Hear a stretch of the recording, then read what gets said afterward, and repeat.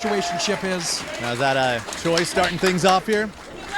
Richie Coy head-to-head with Eddie Pearl to get things kicked off. We talked about STU, Frankie Kazarian and Scorpio Sky, the big victory back at Roseland 9. But that is just the tip of the iceberg in terms of the recent success of the Midnight Heat. Wins over Bad Magic, Flamin' Aces 2.0, the Workhorsemen, Dirty Breeze, all this year alone. Adorable.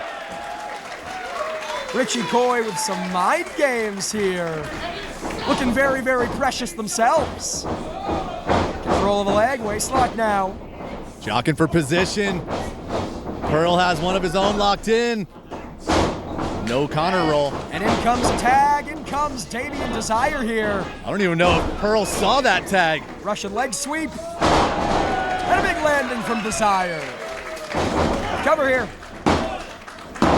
And a kick out. Barely a 2. Desire, of course, a product of the Cassis Community College for Pro Wrestling. Come on! And Eddie Pearl, a product of the School of Hard Knocks here as we see control of the ear. No road, too low for the Midnight Heat. But in comes Ricky Gibson. Damien Desire, though, playing against the numbers game. Full control here of both members of the Midnight Heat. Another tag was made, and I don't think that Ricky Gibson knows it. In comes a boy named Richie Coy. They're all sorts of fired up. Product of Santino Brothers Wrestling Academy with a big snapmare. And a cover. And a kick out. For a, shall we say, for lack of a better term, unknown commodity here in prestige wrestling like a Platonic Romance. Hey, that's very smart there. That arm of Gibson is definitely the target. He's coming off of that injury, like a year ago? Here's Damien Desire with more impact to that arm. You're absolutely right, Cody. Midnight Heat forced to vacate the Prestige Wrestling Tag Team Championships due to an injury to that arm. Desire and Coy clearly have done their homework. Whoa, oh wow, kinky. I've heard a lick in your chops, but this is just ridiculous. One more. I like it because not only does it hurt Ricky Gibson, but it gets him all germed up.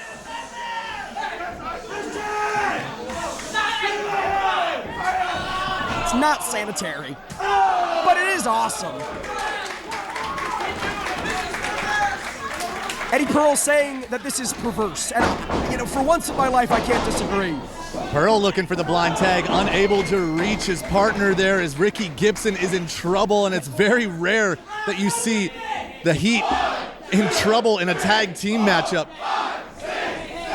Hey, and that's why. Desperate times call for desperate measures. This has been all Platonic Romance, and as we've seen time and time again, Midnight Heat cheating their way to the upper hand. Referee Devin Campbell didn't see any of that double team, and now Gibson working over Coy. Somebody's got to get Devin some glasses. Somebody's got to get Devin a brain check. And right now, the momentum has fully shifted to the favor of the Midnight Heat as Precious Eddie Pearl puts him up. Drops them down. Cover from Pearl. Kick out from Coy. Let me ask you this, Cody. We talked about the successful year that the Midnight Heat has had here in Prestige Wrestling. This is the last event on our 2024 calendar.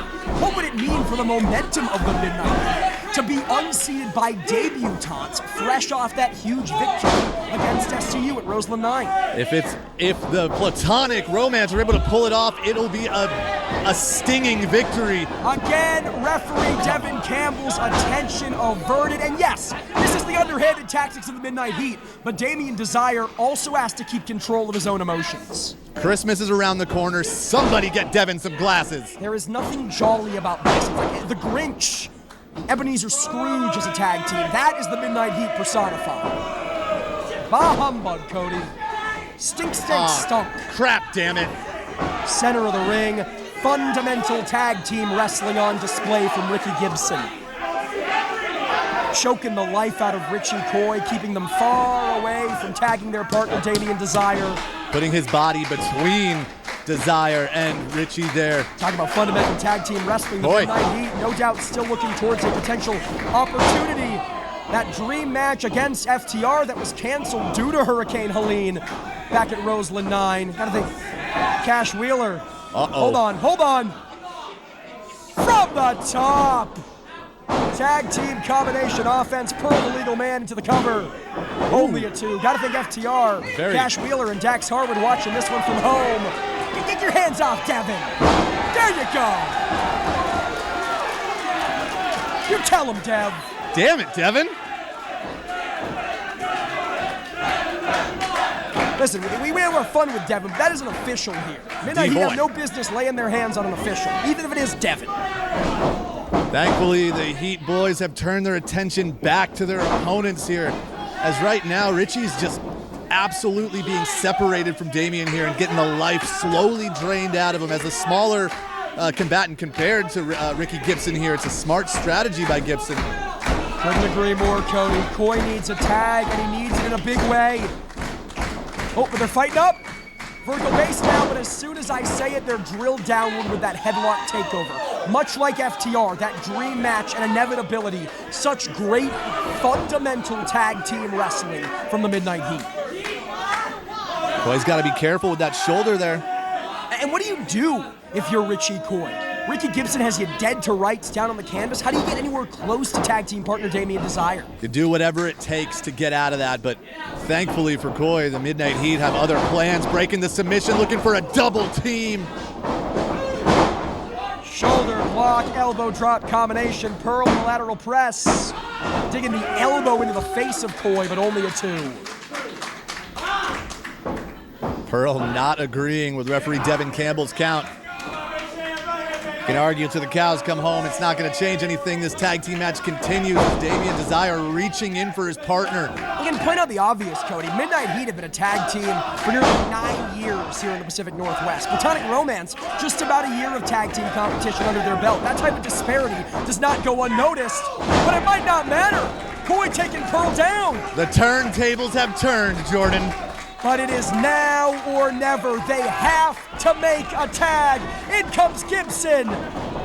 Look at that. Gibson putting himself between Coy and Desire, and once again looking to put him to sleep. Stunned by Coy.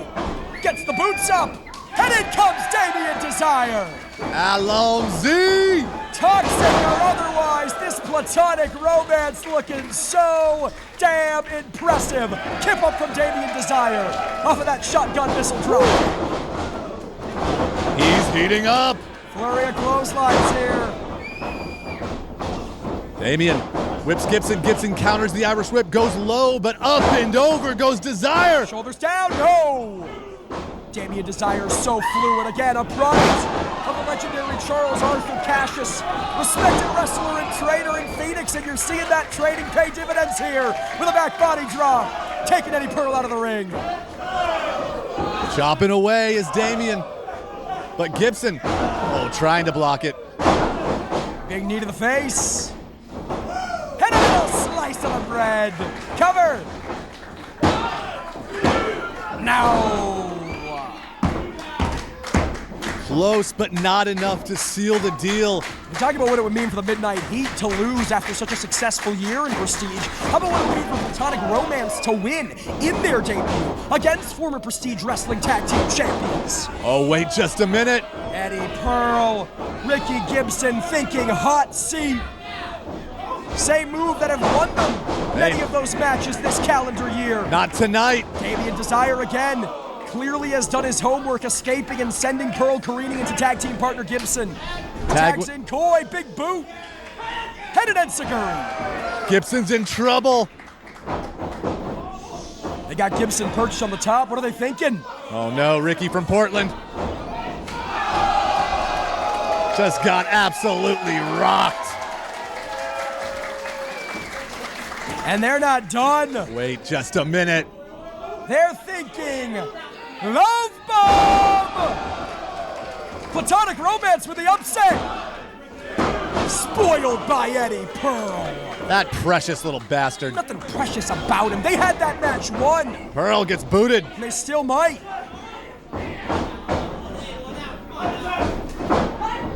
Atomic drop. More like a platonic drop. Wait. Thinking heartbreak attack. But Eddie Pearl grabbed the rope, and now Midnight Ride. Oh, come on.